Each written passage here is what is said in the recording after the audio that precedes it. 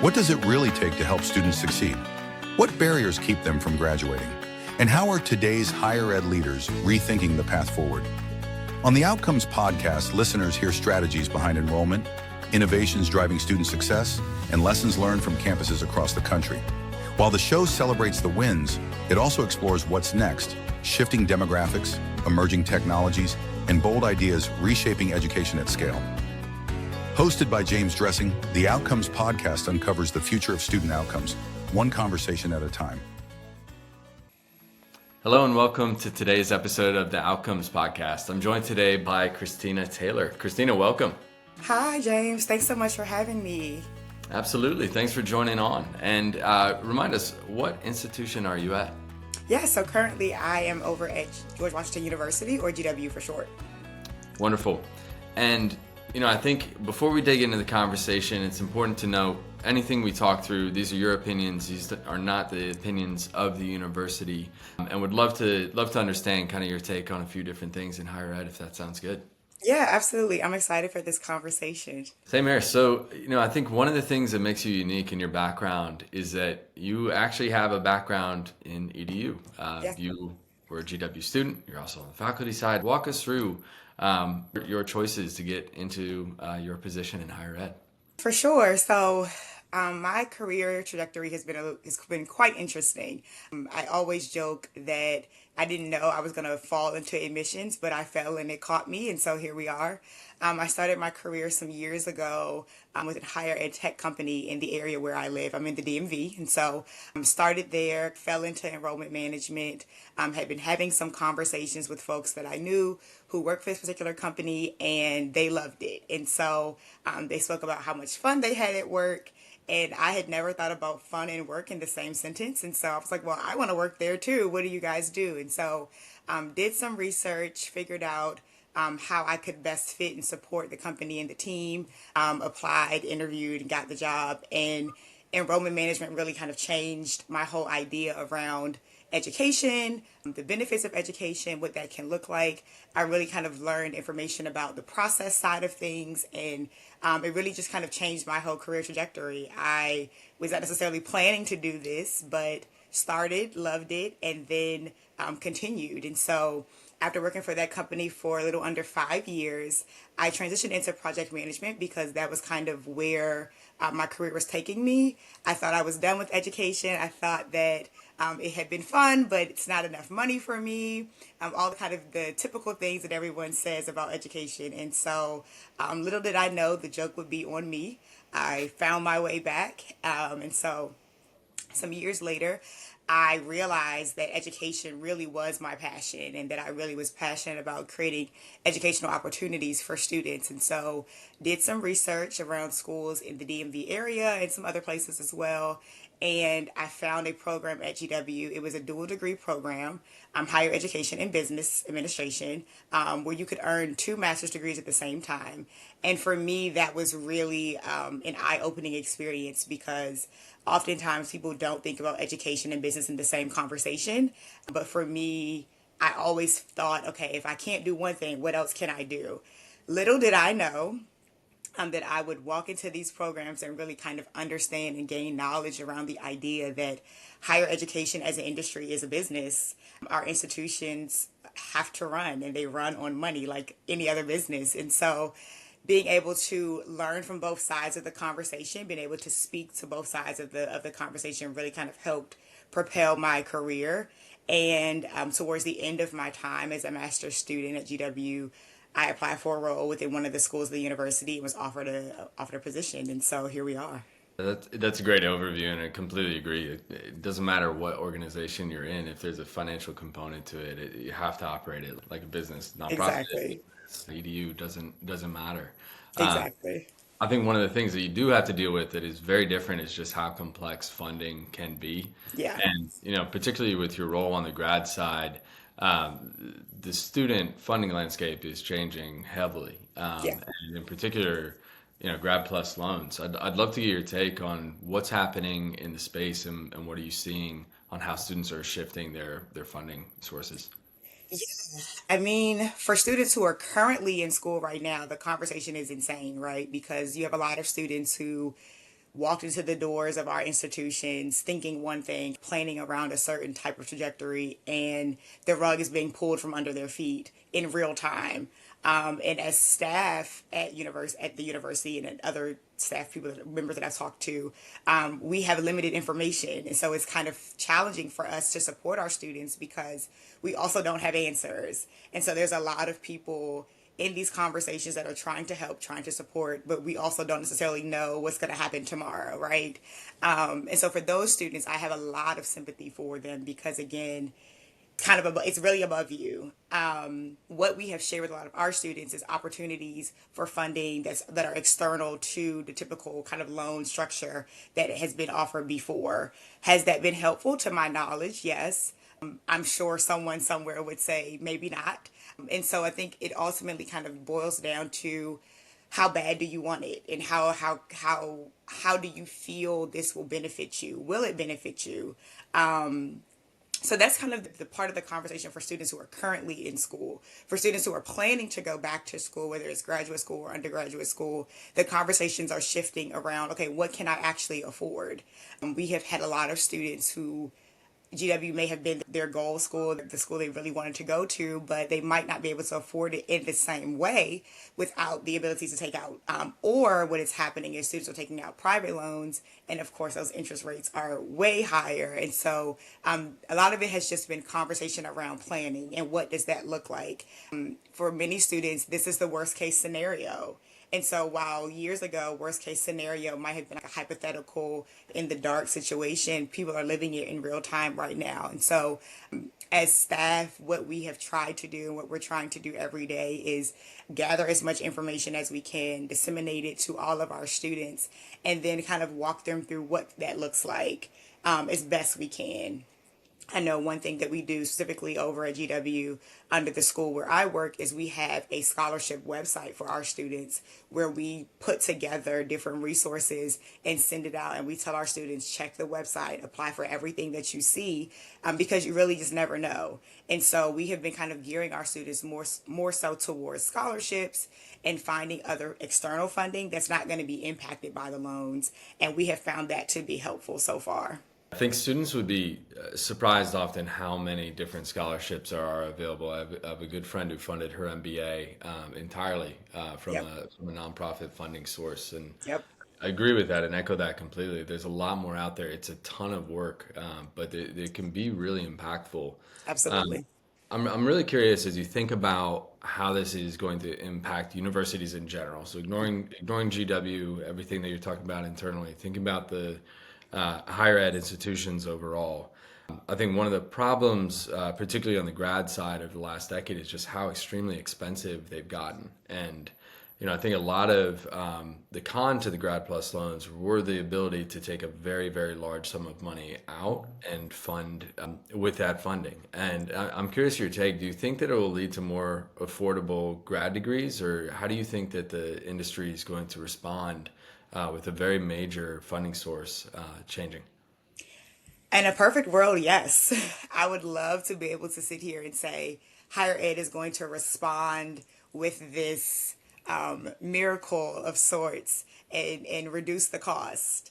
I don't know how realistic that is, right? Because we still have to pay our faculty. Yep. Part of the balance in the conversation is yes, we want it to be affordable for students, but faculty also have to eat, right? And Yeah. so they also have to be able to do research to become and maintain their expertise. And so, what does that look like? What I think and what I'm seeing, what I'm hearing in the conversations, that you have a lot of schools that are introducing more professional certificates to kind Mhm. of counterbalance that. What does that look like? So instead of a 2 year degree, you're going for a cert that may be 2 semesters or 3 semesters that still kind of allows students to create space and opportunity to grow in their careers, but not take on as much debt. Certs are traditionally a lot cheaper than full degrees. Where that can be challenging is that a lot of scholarships do not support certs. Yep. And so it's kind of like the lesser of two evils. Do you want to pay out of pocket in theory for something that you can build and build on quicker? Or do you want to kind of lock in for the full 2 years or 3 years, depending on your degree, and there's more financial support? It's up to the student. It's not a one size fits all. And I think that's what we are learning in graduate admissions every single day. We know this in theory, but we're seeing in real time. It's not one size fits all. Every student, every situation can be quite different. And so we have to meet our students where they are and figure out how can we best add value to where you are and where you're trying to go. I think that's a great point, and I think to echo your point as well, the certs have kind of a lower operating burden on the Yep. universities as well. But the major con, to your point as well, is it's not as robust as a degree. The Yep. outcomes are a little different from a certificate to a graduate degree. And I agree. I think that there's a real underestimation of what it takes to run programs as well, and Hmm. just it's expensive. It is Hmm. expensive to run a higher ed program. Yep. And I'm curious as well. So that takes a hard look, particularly at the domestic U.S. market. You're also trying to navigate what's going on in the international space. When you look to kind of international students and kind of those who are kind of pinning their hopes and dreams on coming to the States and starting their career, do you have any advice for folks trying to navigate the current landscape? Start early. Things have changed so drastically within the last 6 months, 9 months, 12 months, that even for us as staff, our wheels are also spinning because, again, there were things that we kind of could count on that they were not guarantees, but we knew they were in place that may or may not be in place anymore. And so, what I suggest to all of my students, no matter where you're coming from, if your goal is a domestic U.S. graduate degree, start early. As soon as you think you're ready, as soon as you think you're interested, reach out, get the information that you need, figure out how do you apply, what documents do you need, what information must be on the documents. I've had students who've had to resubmit documents because the dates were wrong, because there was an I that should have been a T, something that's very minute, but because of all the changes, we can't accept certain things. And it's not personal, right? It's just everyone is trying to protect the process.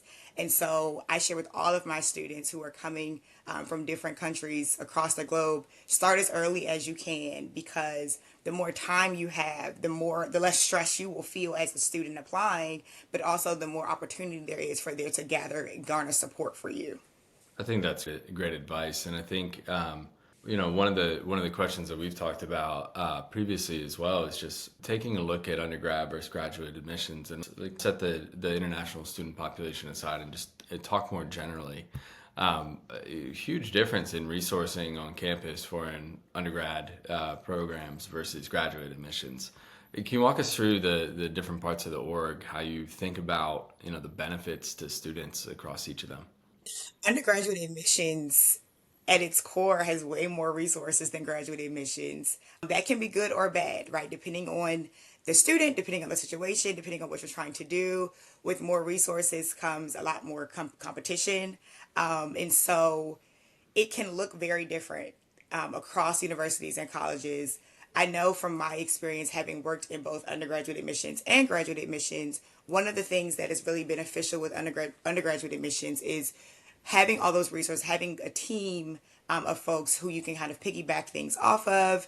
You get a lot more hand holding with undergraduate students in undergraduate admissions. One, because of the nature of how it's set up, right? These are 18-year-olds in theory who are fresh out of high school. There are going to be a lot more questions. There are going to be a lot more things that you're talking about that may or may not be specific to admissions, right? I've had conversations about dorm room living and how do I swipe in and where's the washing machine, things that are technically like not my job, but of course are part of my job. With graduate admissions, you're usually dealing with professionals who have been out of school for a period of time, folks who have kind of experienced a little bit of life under their belt. And so their concern is, okay, what is the value add? Once I commit to this program, am I going to be able to find a better job? Will I get promoted at the company where I am? Is it really worth it? And so those conversations are a lot less, aren't as tangible conversations. And so it's kind of, again, lesser of two evils. I don't necessarily have a preference. What I will say is that what I suggest to students is as you are kind of navigating the landscape from to graduate school is understanding that what that means for your experience. So sometimes with the graduate school, you're looking at a team maybe of 5 people, maybe 10 people on a good day That means that your phone call might not get answered the first time. That means your email might sit for a day or two. It doesn't necessarily mean that those people are not interested in supporting you, but literally their bandwidth and capacity is completely different. Versus if you have someone on the undergraduate side, you may have a team of 20. And that does impact your experience with the university. It impacts your experience as a student. It impacts the kind of support that you feel. And so it's just interesting to it's important to kind of keep that in mind as you're kind of navigating these spaces. And this is something that I learned, one as a student and then also as staff. I didn't know this either. So when I was applying for undergraduate school and I called and got an answer, it's like, okay, great, perfect. When I was applying for graduate school and I sent an email and it sat for a week, I'm like, okay, do you not want me there? What's going on? And the truth of the matter is they want you, but everyone's kind of stretched thin. And I think that as we talk about enrollment changes that happen within universities as well, that continues because we're having conversations around, are these programs going to continue as is? Are we going to integrate AI into conversations to create more value add to our students? And as we're having those conversations, that also spread your resources as well. And so that's what I would share with students is that the process looks a little bit different on both sides. The support is definitely there, but understanding that the resources look different and that does impact or can impact your experience. I think it goes back to the funding question that I asked too as well. It's just Yeah, you have to be able to hire staff to be able to support your grad exactly. programs as well. You can't just Exactly. spin it up and use the central office a lot of the times with kind of the larger teams. So that makes a lot of sense. I'd love to ask you one last question. Okay. Looking back at your career, what was a favorite thing that you've accomplished? Wow, that's a great question. I have two examples. One with an international student I had been working with. I won't share their name, but this was someone who did not start early in their graduate process. They were interested in a program that we offered. They reached out to me maybe like a week before the deadline. And so in our conversation, I was like, look, we can make this happen, but it's going to take a lot of pushing and a lot of pulling. And it might not be comfortable for you, but we can get you there. And I worked with this student every day. I'm trying to make sure that they got the documents in that they needed, sending emails to our faculty to let them know, hey, we have this student. They're just trying to get situated. And so we ended up kind of maneuvering some things and figuring it out. And we were able to get this student into the program and to the US within like 3 weeks, which is like really insane. They had already started some of the other documentation, which was great.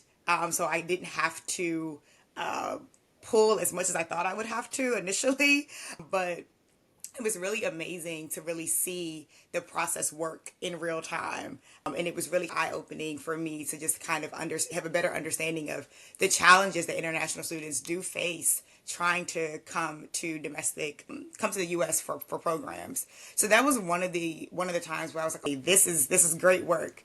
Another example that I have that was really rewarding for me, I was at a graduation ceremony and ran into a student of mine that I had not seen in person ever. We had only ever communicated virtually. And full transparency, I knew who they were by name, but not necessarily, again, by face. And they came up to me and they were like, hey, do you remember me? And I was like, yeah, I remember you. Of course I do. Of course. I only talk to like hundreds of students every day, but of course I remember you. And as we were chatting, they reminded me of who they were and this conversation that we had had. And I did, of course, then at that point remember. And they shared with me that our conversation around encouraging them to choose graduate school now and not wait really changed their lives. And that was the reason why they committed to the program and finished. And for me, that was like waterworks because you have these conversations with students and you're encouraging them to choose themselves and to choose their careers and to figure out, what's best for them. And you don't always know that it lands. You don't always know that it doesn't come across as a sales pitch because it's not, right? I genuinely believe in the power of education and the power that education provides its students. And so for me, it was a moment where I was like, okay, this is where I'm supposed to be. I'm doing what I'm supposed to be doing. The feedback loop in leadership is sometimes tough. You don't Yeah. really get told directly like, "Yep, you did a good job." Yeah.